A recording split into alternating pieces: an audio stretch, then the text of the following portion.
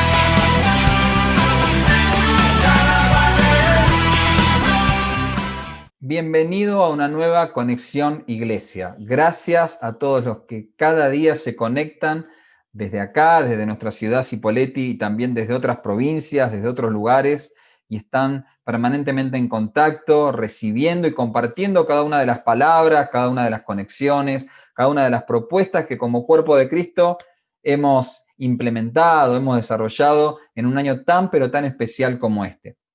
Construyendo legado, ese fue el lema, la palabra directriz que nos guió durante todo el año 2019. Una palabra que habla acerca de la plataforma de paz, de amor, de revelación y de carácter que necesitamos construir para dejarle a aquellos que vendrán después nuestro, aquellos que deberán continuar con la edificación del reino de Dios una vez que nosotros ya no estemos. Y la palabra que compartimos esta noche, una palabra de la pastora Virginia Panelli, tiene absolutamente que ver con eso. Se llama ¿Cuál es tu legado? Y con especial énfasis en la familia, nos anima, nos insta, nos exhorta a velar por el legado que dejaremos a nuestros hijos, por el legado que dejaremos a nuestros seres queridos, por aquello que el Señor quiere revelarnos a nosotros hoy para que sea fructífero y sea de bendición a aquellos que continuarán con nuestra herencia espiritual. Así que te animo a que abras tus oídos espirituales y te dejes ministrar por el Señor esta noche y disfrutes de la palabra que el Señor tiene para vos hoy. Que Dios te bendiga.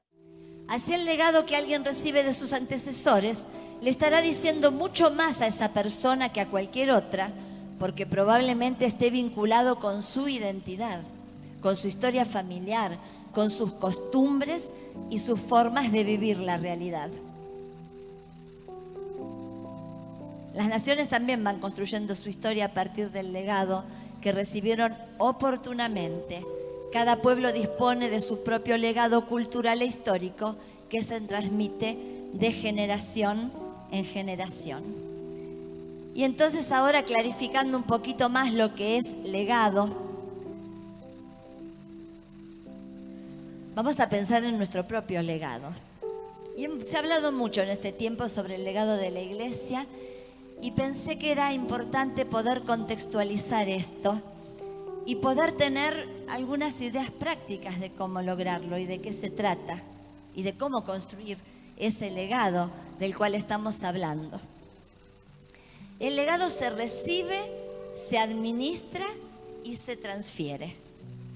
Nuestro legado como iglesia es profético y apostólico porque anuncia un destino de proclamar el Evangelio con un mensaje que no es propio nuestro, sino de Dios, ¿verdad?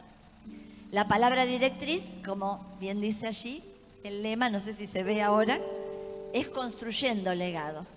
Quiere decir que no hay algo acabado y terminado, sino que tenemos que trabajar en el asunto y que no ha terminado aún, porque continuará mientras estemos en este mundo.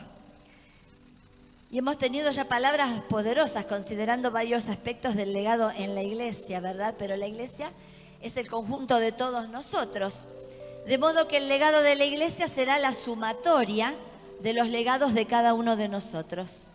De ahí la importancia de ser unánimes en nuestro propósito y entrega como cuerpo de Cristo para que el legado que construyamos como cuerpo no sea algo deforme, sino coherente, enmarcado en el propósito de Dios para transferir a las próximas generaciones. En los últimos tiempos, desde que se instaló este tema, varios me han dicho, vos sí que tenés legado.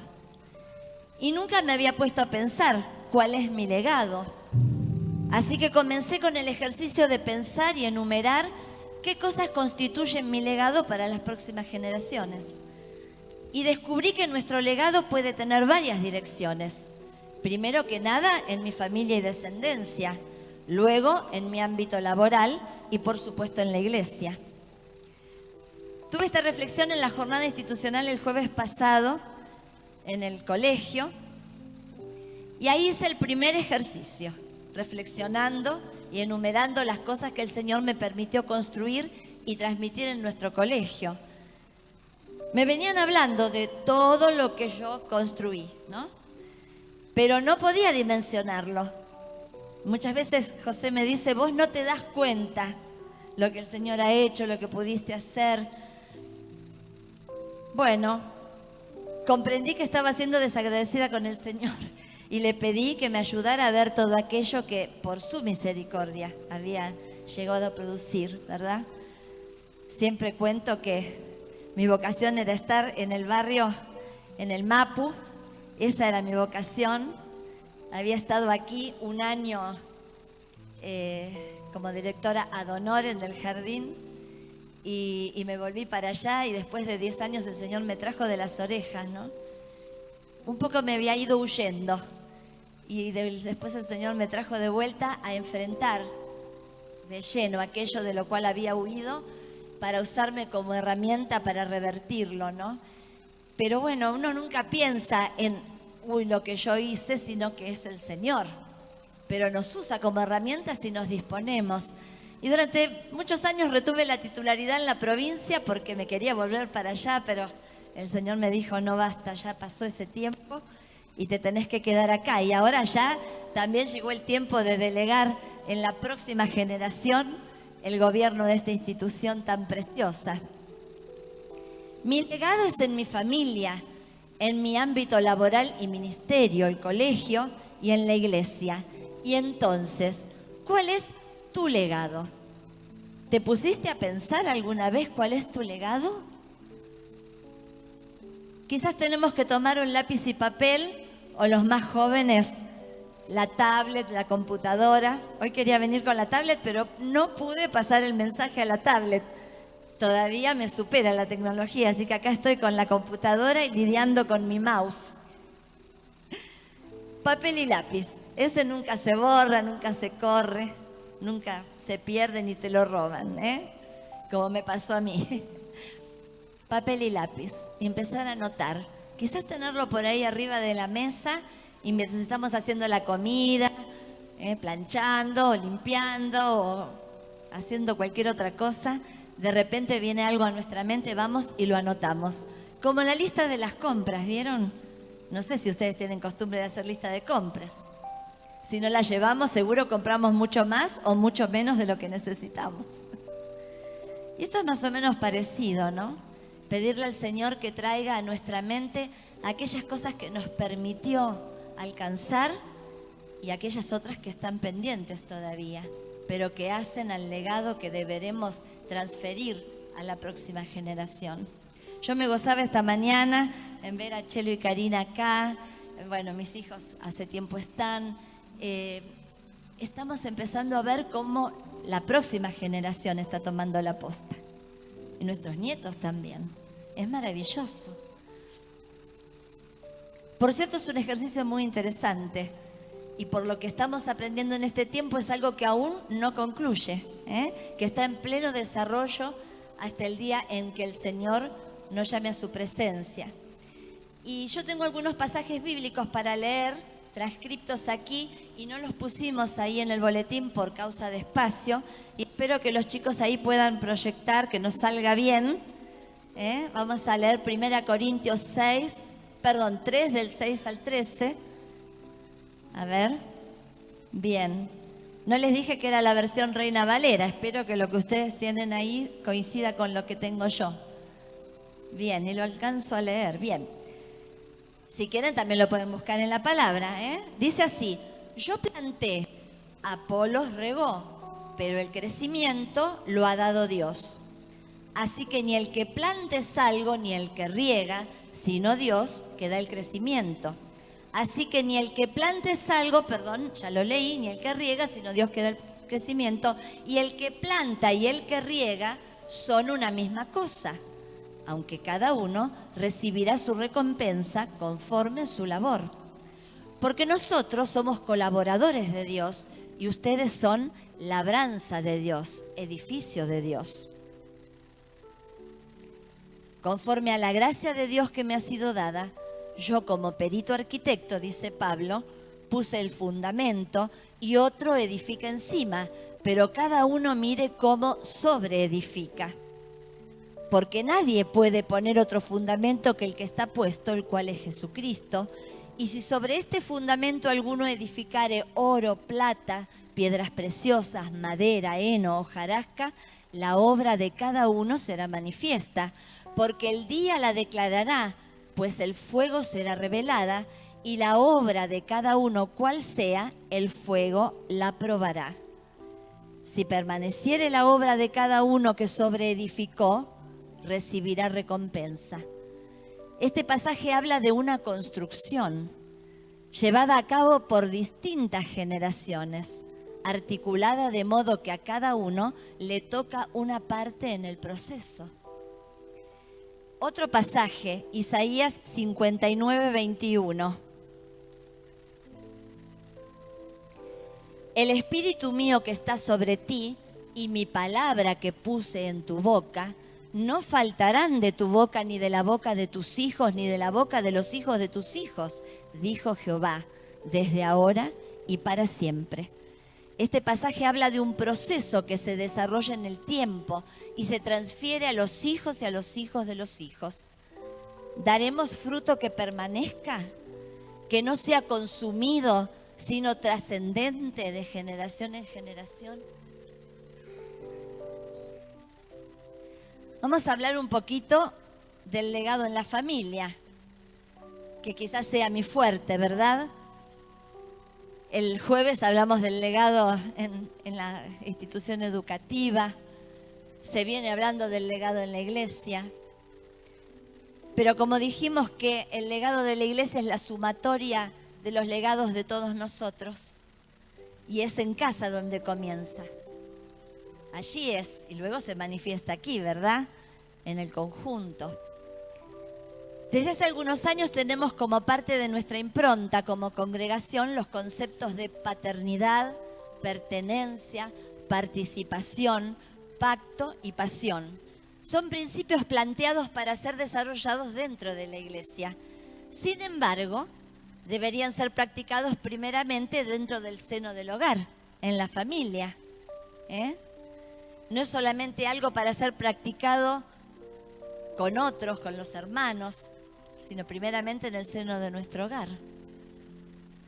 Ser padres, ser verdaderamente padres, amorosos, que podamos impartir a nuestros hijos ese sentido de pertenencia, primeramente a Dios, luego al cuerpo de Cristo, a la palabra, que participen de esa pertenencia, hacer un pacto familiar, un acuerdo. Y bueno, la pasión es el condimento agregado, ¿verdad? Que no puede faltar, que nos despierta, que nos hace reaccionar, que nos hace avanzar. Hablamos de visión, misión para una organización, para una institución, para la iglesia, pero no hablamos de esto para la familia. Sin embargo, así debe ser primeramente. ¿Qué plan tenemos para la formación de nuestros hijos? ¿Qué deseamos imprimir en ellos? ¿Qué principios y valores? ¿Los educamos de acuerdo a un plan o por reacción? Siempre decimos cuando damos talleres para padres que no estudiamos para ser padres acerca de cómo serlo antes de serlo, como sí ocurre con cualquier profesión, Y animamos a los papás a capacitarse con diversas estrategias para ser mejores padres. Sin embargo, en la palabra encontramos instrucciones precisas al respecto. Son principios de los que luego se desprenderán valores para su formación. Y yo aquí me quiero detener un poquito, hacer una salvedad para hablar acerca de principios y valores, que no son la misma cosa.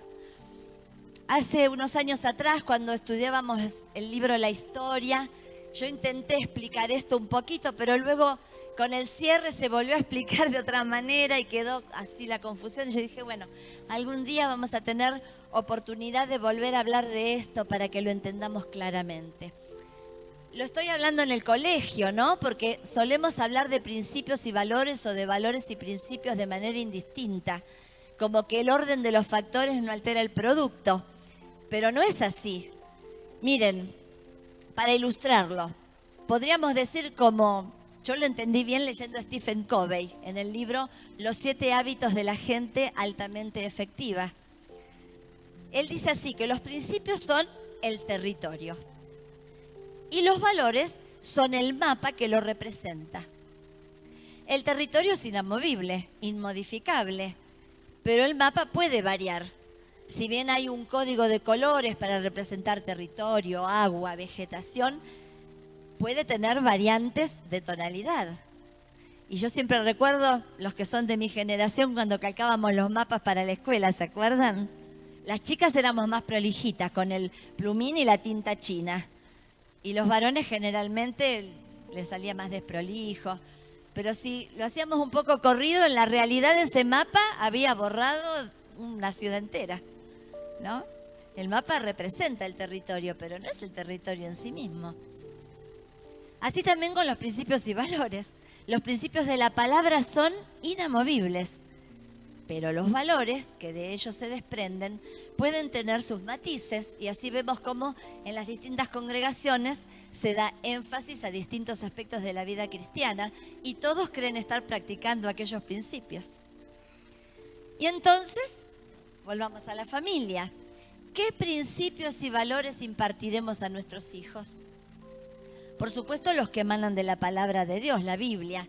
Y no se trata de enseñar religión, sino de que el cristianismo sea un estilo de vida. Debemos ser coherentes. Lo que digo tiene que coincidir con lo que hago. Tampoco se trata de ser perfectos, sino aprendientes y corregibles. Como dice Romanos 3:10, que ahí también, no sé si lo tienen para proyectarlo, dice, como está escrito, no hay justo ni aun uno. Ninguno de nosotros puede jactarse de haberlo logrado todo y de tener ya la perfección en todo, por favor. Estamos en pleno proceso de mejora, ¿verdad? Se trata simplemente de que el Evangelio te funcione. Si te enojaste, que no se ponga el sol sobre tu enojo. Si ofendiste, pedí perdón. No critiques a los hermanos de la iglesia delante de tus hijos. Sé un dador alegre. Si pecaste, aplica 1 Juan 1:9.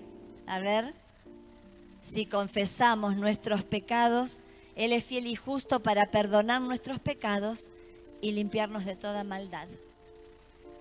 Sé obediente con los diezmos y ofrendas. No se trata de monto, sino de actitud, de obediencia y fe.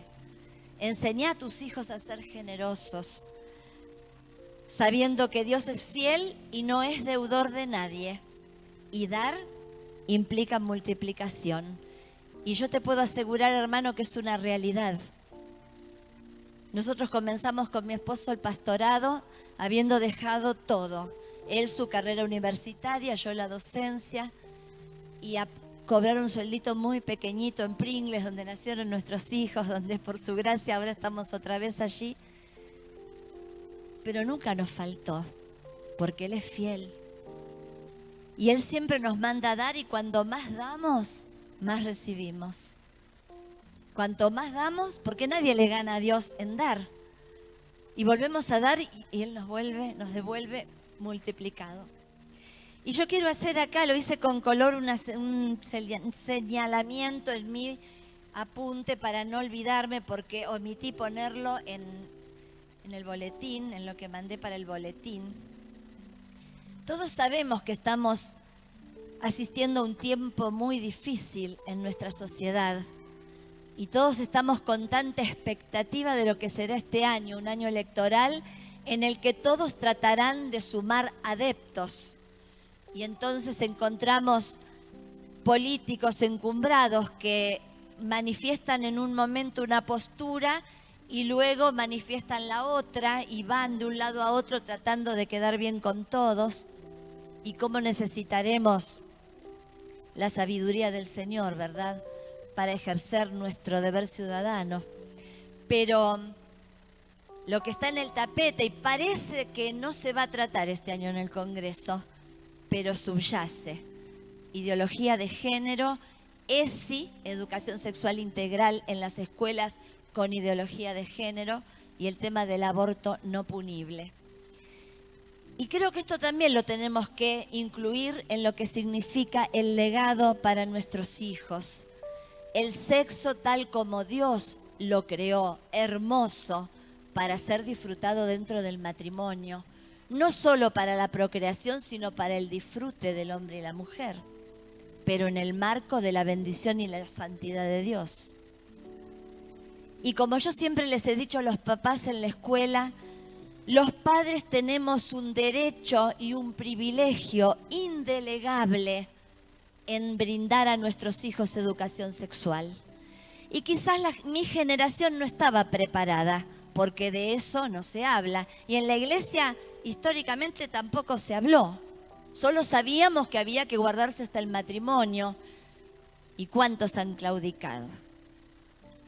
Y asistimos aún a matrimonios de muchos años que jamás iban a decir que tenían problemas porque nos van a juzgar, y entonces la iglesia no cumplió con ese rol sanador, terapéutico que debe cumplir, acercando herramientas, restaurando, ayudando. Porque lo que Dios determina es perfecto, ningún atajo humano lo puede superar. Y nunca vamos a ser felices ni realizados si nos salimos de ese marco que Él ha preparado para nosotros, perfecto, hermoso, equilibrado. Pero bueno, somos los padres, los responsables. El colegio acompaña, complementa. Nadie nos puede quitar el derecho de enseñar a nuestros hijos en el marco de los valores, de los principios y valores que sostenemos dentro de nuestro hogar y dentro de nuestra familia. No creamos esa mentira. Nadie tiene derecho a venir a imponerle a nuestros hijos otras ideas contrarias a nuestras convicciones. Estemos atentos, estemos alertas, no nos distraigamos. Muchos de nuestros nenes van a las escuelas públicas y es terrible lo que están recibiendo hoy. Sentémonos con nuestros hijos en torno a la palabra y además busquemos mucho material que hoy tenemos a la mano. Ya no hay excusa. Estudiemos, capacitémonos acerca del tema y charlemos abiertamente con nuestros hijos acerca de estos temas. Y no el papá a los varones, la mujer a las nenas. Y si el padre no sabe, el varón queda boyando y se entera en la calle. No, papá y mamá juntos con nuestros hijos. Es muy importante este tema y quizás daría para mucho más, pero quería mencionarlo, no dejarlo pasar.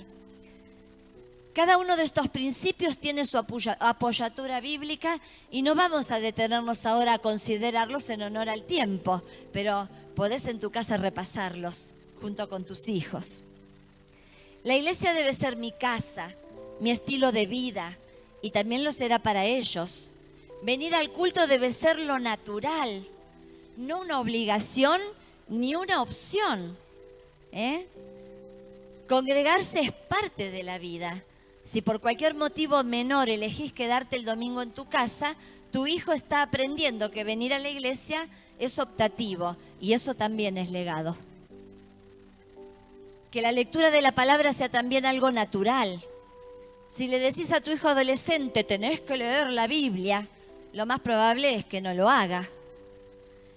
Pero si al levantarse él te ve a vos leyendo la Biblia, seguramente irá a buscar su Biblia y van a leer juntos, como algo natural. No da lo mismo que se casen o estén en pareja. Ellos pueden tomar distintas decisiones, pero vos no podés adaptar tu pensamiento a su forma de vida. Mantenete firme en lo que les enseñaste. No claudiques. El Señor obrará en ellos tarde o temprano. Enseñales a tener un corazón conforme al corazón de Dios. Y por supuesto que el tuyo lo sea también. Todo esto constituye el legado que dejarás a tus hijos y a tus nietos. Y si todos coincidimos en este legado, como familia de Dios, será el legado de nuestra congregación también a las siguientes generaciones. Legado determina identidad. ¿Quién soy? ¿Cómo soy? ¿De qué familia vengo? ¿Quién es mi padre? ¿Quién es mi madre? Todo esto constituye el legado que dejarás a tus hijos y a tus nietos también. Recuerdo hace muchos años cuando todavía vivíamos en la casa que da al Parque Norte y vino a predicar aquí el hijo del pastor, bueno, ahora no voy a acordar, Víctor es su nombre, Víctor Lorenzo, el hijo del pastor Eduardo Lorenzo, que ya está con el Señor. Y yo siempre fui muy preguntona, ¿no? Queriendo razonar y entender la fe. Y él me dijo, ¿sabes qué pasa? Que cuando uno se convierte, también tiene que convertirse todo su patrón cultural. Especialmente si, como en mi caso, te convertís grande y traes un bagaje de costumbres de tu familia no cristiana. Entonces tu espíritu se convierte, pero vos seguís pensando como inconversa, seguís decidiendo como inconversa, seguís juzgando como una persona inconversa. Y eso también se tiene que convertir completo, todo tu ser. Y evidentemente el legado que yo había recibido era un regalo de formación intelectual, de razonamiento, de fundamentar mis opiniones. Y todo eso es nada, es basura delante del Señor. Y tuve que pedirle al Señor que Él me transmitiera su legado y cómo todavía trabaja en mí y cuánto más tendré que entregarle. Y que el Señor me muestre aquello que me es oculto todavía, ¿verdad? El carácter. Lo que trabajamos hoy como visión para nuestra familia, un día lo deberemos transferir. Y ese será nuestro legado para nuestros hijos y nietos. Y yo aquí me quiero detener también en otro tema, lo voy a pasar muy rapidito. Varios ya me han escuchado en distintos grupos hablar de esto, en el colegio he hablado de esto, en algún retiro del personal, en alguna congregación, pero no lo he hecho acá. Y el Señor me ha llevado en estos últimos años a entender y conocer acerca de la autoridad espiritual y el gobierno de ambientes. Por allá en el año 94, cuando fue todo el auge de la renovación, empezamos a entender lo que era la guerra espiritual.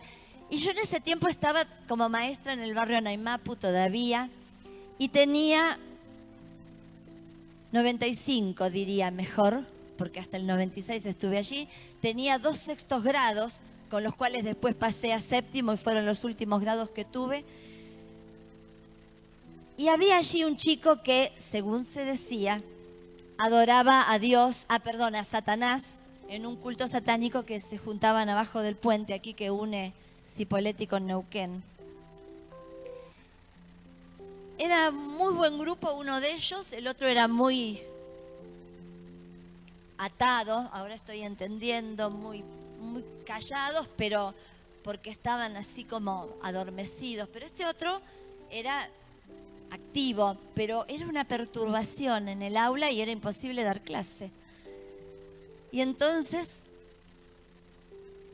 dije, voy a probar esto que dicen.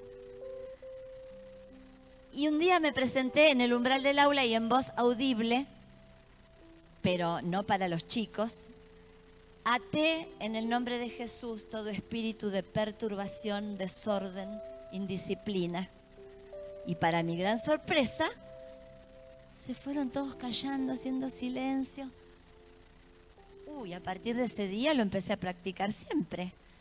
Y allá teníamos un patio muy abierto. Después que yo salí de ahí ya se construyó un Zoom, ya se construyeron muchas cosas. Pero en ese momento eran las aulas peladas, los actos escolares eran a la intemperie. Y si llovían, todos amuchados en un salón. Y entonces había todo un terreno alrededor y si uno quería llamarle la atención a un alumno en el recreo salían corriendo y anda a alcanzarlo, ¿no? Pero éramos responsables cada uno de un sector y se mataban.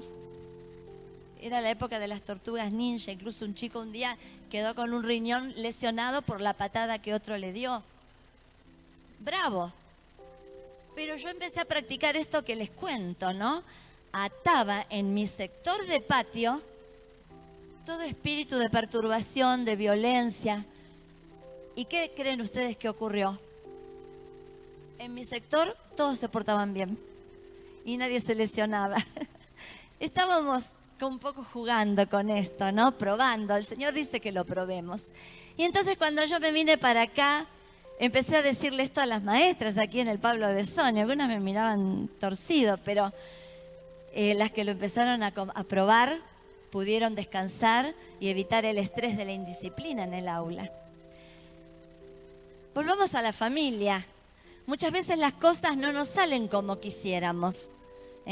Todo esto que hemos enunciado recién y que queremos lograr y que debería ser nuestro legado. A veces, si bien conocemos todas estas cosas, nuestras familias no tienen el perfil anhelado. No nos olvidemos que el enemigo hará todo lo necesario para frustrarnos, para que no lo logremos.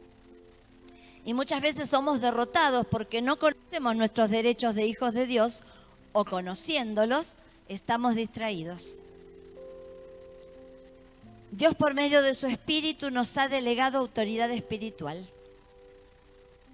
Y esto es lo que les digo que desde hace unos años estoy entendiendo y profundizando. Chicos, a ver, Mateo 18:18. Dios nos ha empoderado, como aprendimos en la cumbre de liderazgo. A veces lo hemos hecho, o quizás lo hemos hecho mucho sin saber que eso era empoderar al otro, ¿no? Darle autoridad para que desarrolle un área de ministerio, delegar tareas. Bueno, eso es lo que Dios hace con nosotros. Miren lo que dice Mateo. Todo lo que aten en la tierra será atado en el cielo, y todo lo que desaten en la tierra será desatado en el cielo. ¿Y qué decir del Padre Nuestro, la oración modelo que nos dejó Jesús en Mateo 6? Vamos a leer los versículos del 9 al 13. A ver. Bien. Lo sabemos de memoria, pero igual lo podemos leer para analizar a conciencia. Es la oración modelo que nos dejó Jesús. ¿Quieren que lo leamos todos juntos? A ver. Padre nuestro que estás en los cielos, santificado sea tu nombre. Venga tu reino. Hágase tu voluntad como en el cielo, así también en la tierra. El pan nuestro de cada día, dánoslo hoy, y perdónanos nuestras deudas, como también nosotros perdonamos a nuestros deudores. ¿Se dan cuenta que no es una oración de pedido? Es una oración imperativa. Ya no sé, creo que ya nadie se acuerda del modo imperativo, del modo indicativo, ¿no? Superlativo. Bueno, ya yo también me olvidé del otro. Uno más me falta. Subjuntivo, eso. Con ese me peleo siempre, porque si yo tuviera, tuviese. Y ahora dicen, si yo, tendría. Y parece que la Real Academia lo ha aceptado porque se impone por el uso. Y deformamos la lengua. Bueno. No es una oración. Está determinando. Señor, santificado sea tu nombre. Venga tu reino. Hágase tu voluntad como en el cielo, también en la tierra. El pan nuestro de cada día, dánoslo hoy. Perdona nuestras deudas. Dice como nosotros perdonamos a nuestros deudores. Si el Señor lo hace así, pobre de nosotros, ¿no? Creo que es una cuestión de la traducción ahí, porque que nosotros seamos capaces de perdonar como Él perdona, como Él nos perdona a nosotros, no al revés. Está declarando el Padre Nuestro todo lo que ya de suyo es la voluntad de Dios. Simplemente es decir, Señor, hacelo a través de mí.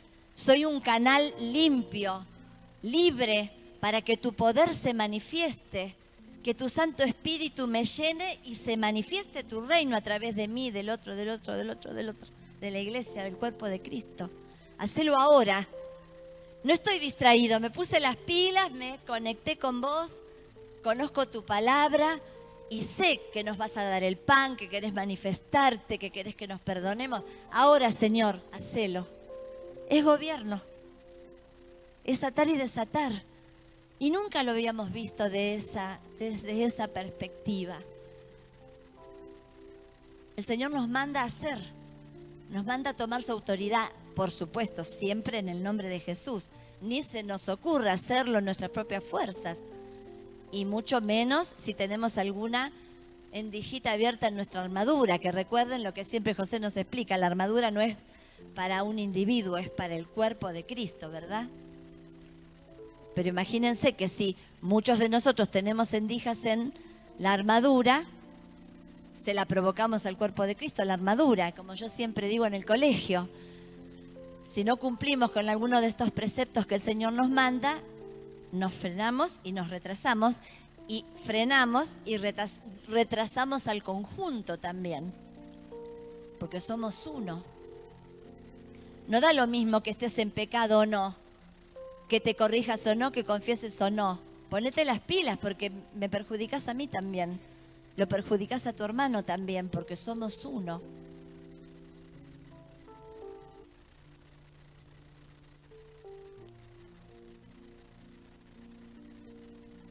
Si nosotros no asumimos el gobierno que podemos desarrollar en el nombre de Cristo, somos muy necios, hermanos. Es como si tuviéramos una heladera llena de ricos manjares y estamos padeciendo hambre. Y decimos que no tenemos que comer, cuando la abundancia está a nuestra mano. Es conocer nuestros derechos como hijos de Dios, todo lo que Él nos ha dado y está a nuestro alcance. Y vivimos miserablemente, tontamente. Y el Señor cruzado de brazos esperando a ver cuándo te vas a avivar y vas a usar todo lo que te di. Aprovechalo. Sos mi hijo.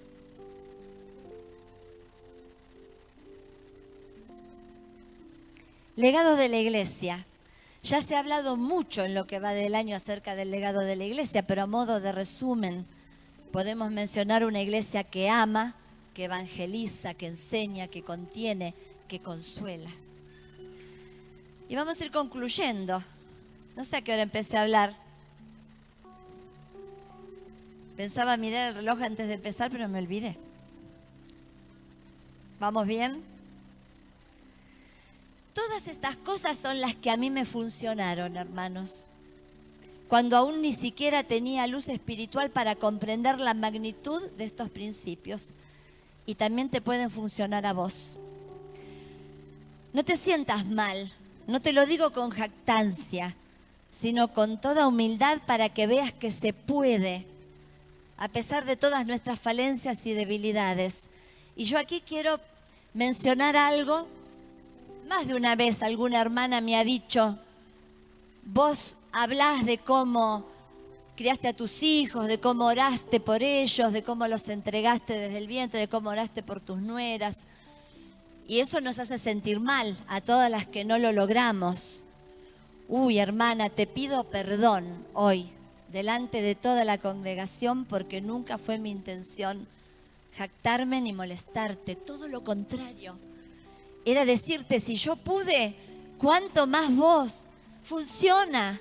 Lo que la palabra dice funciona.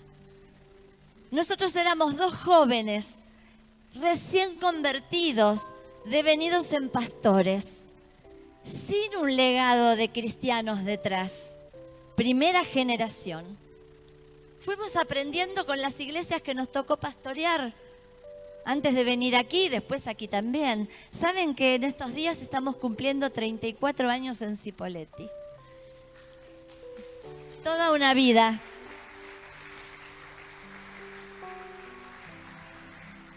El lugar donde mayor tiempo hemos permanecido en nuestras vidas, tanto José como yo, siendo inconversos, siendo cristianos, aquí. ¿Cuánto ha tenido que el Señor trabajar con nosotros? Porque somos falibles como cualquiera. Porque no conocíamos la palabra, porque no sabíamos cómo comunicarnos apropiadamente y todavía estamos trabajando en eso. Solamente creímos.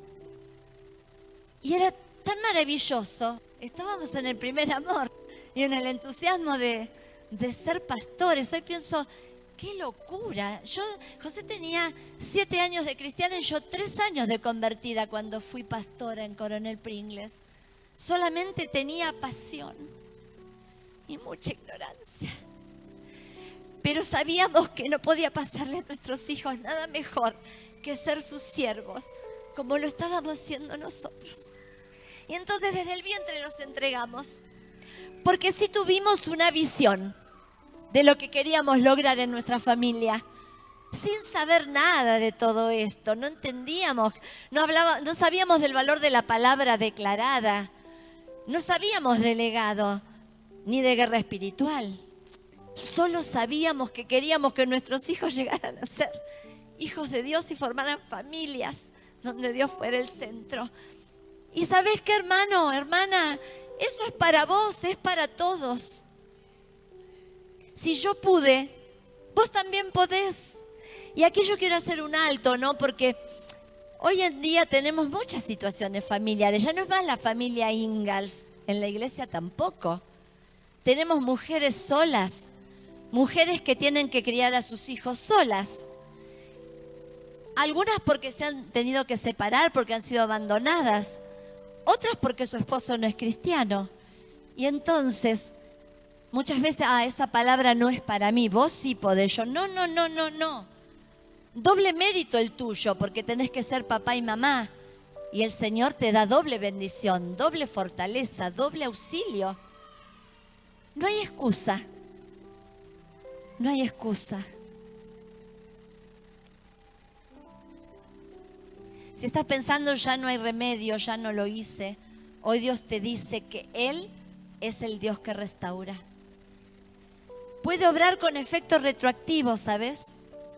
Sanando desde el pasado hasta el presente y señalando hacia adelante un futuro de victoria.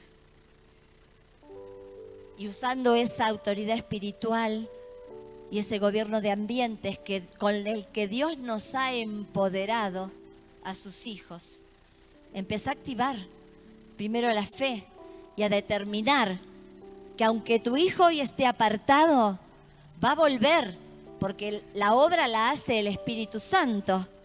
Pídele perdón al Señor si no hiciste lo que tenías que hacer, porque a veces llegaste y no lo sabías. Bueno, ahora el Señor te restaura.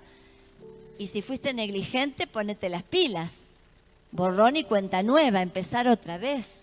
Pedí perdón y empezá a decretar en la vida de tus hijos lo que no es como si fuera. Y el Señor lo hará y los traerá otra vez. ¿Cuál es tu legado? ¿Pensaste alguna vez cuál es tu legado? Quizás te ha pasado como a mí.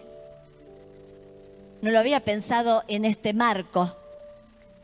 Sí sé que Dios en su infinita misericordia nos dio lo que le pedimos, siendo jóvenes recién convertidos devenidos en pastores. Nadie nos enseñó.